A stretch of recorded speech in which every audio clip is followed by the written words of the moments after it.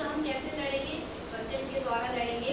और वो युद्ध लड़ने के लिए आज मैं आपको तैयार करती हूँ कि जितने लोग इस वचन को लेकर आए हैं वो भजन संहिता 67 निकालें और उसको हम सब मिलकर एक साथ पढ़ेंगे। इस प्रकार से हम अपने परमेश्वर का धन्यवाद करेंगे। यहाँ पर इस लाइन में यही लिखा है कि धन्यवाद का गीत। हम धन्यवाद बहुत अधिक से करते हैं। कई बार हम प्रार्थना करके धन्यवाद करते थे, गीत गाकर धन्यवाद करते हैं। आज हम वचन को पढ़कर परमेश्वर का धन्यवाद करेंगे। तो आइए हम सब एक साथ पढ़ें।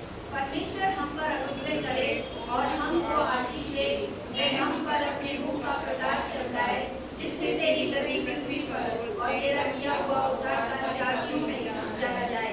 हे परमेश्वर, देश के लोग तेरा धन्यवाद करें, देश के सब लोग तेरा धन्यवाद करें। राज्य के लोग आनंद करें और जय जयकार करें, क्योंकि तू देश के लोगों का न्याय धर्म से करेगा और पृथ्वी के राज्यों की अगुवाई करेगा।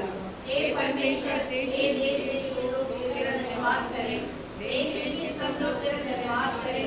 भूमि ने अपने ऊपर दी है, परमेश्वर जो हमारा परमेश्वर है हमें आशीष है। परमेश्वर हमको आशीष देगा और पृथ्वी के देशों के सब लोग उसका भय मानेंगे। तो इस वचन को पढ़कर मुझे कल बहुत हिम्मत मिली, बहुत साहस मिला, क्योंकि जब मेरा बीपी बिल्कुल डाउन हो गया था और रोजी ने मुझे नींबू पानी वगैरह दिया और परसों इस हफ्ते मतलब बहुत ज़्यादा तबीयत खराब रही और बिल्कुल डर रही, लेकिन काम भी करती रही और परमेश्वर की दया से, उसके अनुग्रह से दिशा की भी तबीयत खराब थी, मेरी भी तबीयत खराब थी, संगीता की तबीयत खराब थी। संगीता आ नहीं पाई, लेकिन दिशा और मैंने हिम्मत कर करके इस भवन को साफ किया। और कल पानी नहीं आ रहा था, बहुत सारी समस्या सी हो गई थी, लेकिन हमने कहा यही पानी रखा, इसी से काम करते हैं। और हमने कल काम किया और इस जगह को साफ किया और परमेश्वर का धन्यवाद करते हैं कि मौसम भी इतना बिगड़ गया था। दिशा भागने लगी थी, कह रही थी बारिश होगी, पहुँचते जब मुझे जाना है, लेकिन परमेश्वर का धन्यवाद करते हैं कि बारिश इतनी तेज नहीं हुई थी। हम गई थी, थोड़ी हवाएं थी और जो उसको डर लग गया था, लेकिन परमेश्वर का हर बात से धन्यवाद करते हैं। मैं तो लता दीदी के घर जाके बैठ गई थी और दिशा अपना चली गई थी, लेकिन परमेश्वर का धन्यवाद करते हैं हर परिस्थिति में वो हमें तैयार करता है। उस बेटी के लिए मैं धन्यवाद करती हूँ, बीमारी में आकर परमेश्वर के घर को बनाने के लिए, मेरी सहायता करने के लिए वो यहाँ पर आई। और मैं परमेश्वर का धन्यवाद करती हूँ कि मैं भी अपनी उस दशा में, क्योंकि सब लोग घर पे फोन करके पूछ रहे थे कि तभी ठीक है ना, तुम ठीक आ जाओगी? मैंने कहा हाँ मैं पहुँच जाऊँगी। और मैं बाइक घर से सुबह निकल गई थी और जब मैं पहुंची तो 4 बजे पहुंची थी और घर पे भी मैं सुरक्षित पहुंच नहीं पाई। उसके बाद जो मैंने अपने अंदर एक सामर्थ्य महसूस किया, तो सामर्थ्य ये थी कि मैंने परमेश्वर की सामर्थ्य महसूस किया कि जब हम निर्बल थे तो उसने हमें उठाकर खड़ा किया।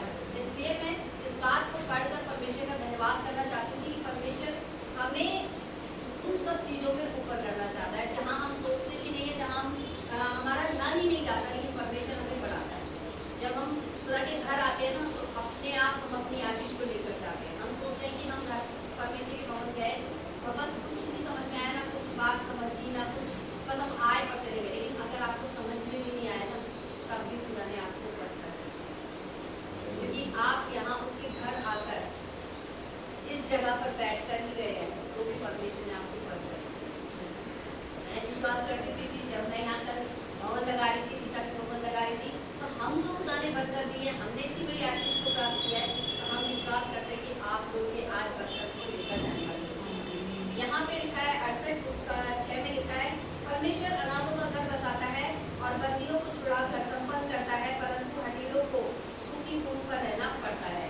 ये वचन मुझे कल इस बात में बहुत वो होने लगा कि परमेश्वर जब यहाँ पर लिखा है कि अनाथों का घर बसाता है, और हम सब अनाथ नहीं है, हम सब परमेश्वर की संतान है। उस परमेश्वर की संतान है जो स्वर्ग का पिता है, जो जीवित है, हम उसकी संतान है। तो यहाँ पर लिखा है कि और बंदियों को छुड़ाकर संपन्न करता है, यानी कि जो हम मुसीबतों में पड़े हुए हैं, परमेश्वर हमें उन चीज़ों से, उन चक्रों से, उन जालों से, उन जंजीरों से हमें निकालना चाहता है। वो चाहता है कि हम संपन्न हो जाए, लेकिन हम अपने आप उस चीज़ को नहीं लेते। हम तो सोचते हैं अरे ये चीज़ नहीं, मेरे लिए नहीं है, लेकिन परमेश्वर की एक एक बात, यीशु मसीह की एक एक बात यहाँ पर जो की जाती है आपसे,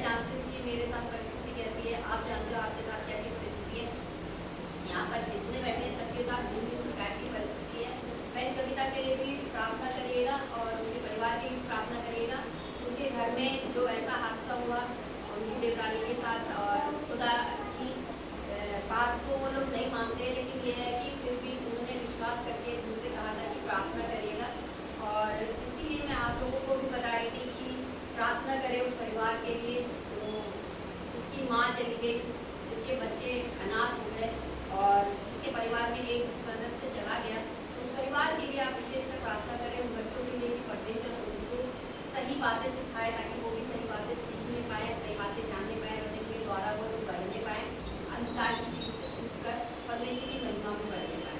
मेरा विश्वास ये है कि मैं उनको वचन से ही सिखाना चाहती हूँ, लेकिन प्रभु की जो भी इच्छा हो, परमेश्वर उनको जैसे भी तैयार करे, लेकिन उस बहन के परिवार के लिए आप प्रार्थना करते रहिए कि परिवार प्रभु में बढ़ता जाए और परमेश्वर की बातों को ग्रहण करता जाए, और उस परिवार के सभी सदस्यों के लिए जो उस समय बहुत दुखी है, परेशान है। मुझे भी नहीं पता चला था कि वो बहन दुनिया में कब नहीं रही, लेकिन मेरे पास कल कॉल आया था, तब उन्होंने मुझे बताया था। उन्होंने मुझे इसलिए नहीं बताया कि मैं शादी में गई थी, तो उन्होंने सोचा कि शादी में गए हैं और ऐसी बात बताऊँगी तो अच्छा नहीं लगेगा बहन को, तो जब वो आ जाएंगे तब तक बताऊँगी। तो उन्होंने तब कॉल करके बताया कि ऐसी सी बात हुई है, जिस बहन के लिए प्रार्थना कर रहे थे वो बहन अपनी दुनिया में नहीं है, क्योंकि डॉक्टर ने पहले ही कह दिया था, लेकिन हम विश्वास से प्रार्थना करते हैं। परमेश्वर का धन्यवाद करते थे उस परिवार के लिए भी प्रभु उनकी आंखों को खोले कि वो इस सच्चाई को जाने और परमेश्वर पिता को ग्रहण करें कि प्रभु ही महान है और वही सर्वशक्तिमान परमेश्वर है, वो जीत के है। तो हम उन चीज़ों पर फंसे रहते हैं, तो हम उन चीज़ों से अपने आप को छुड़ाएं और परमेश्वर के घर में आके धन्यवाद करें। और ये समय होगा आप लोगों के लिए कि आप आकर